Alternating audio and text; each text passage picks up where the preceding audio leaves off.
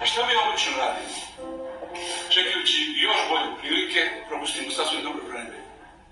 Ili, čekajući još bolje vreme, propustimo sasvim povoljne prilike. Zato,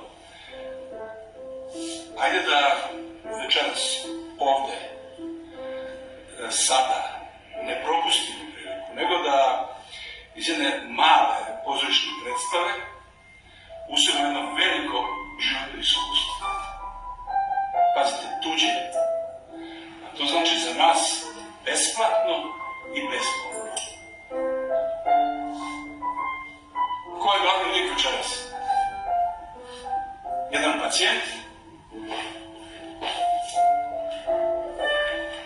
ili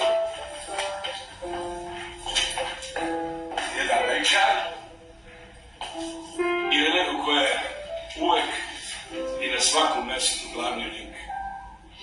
Njegovo veličanstvo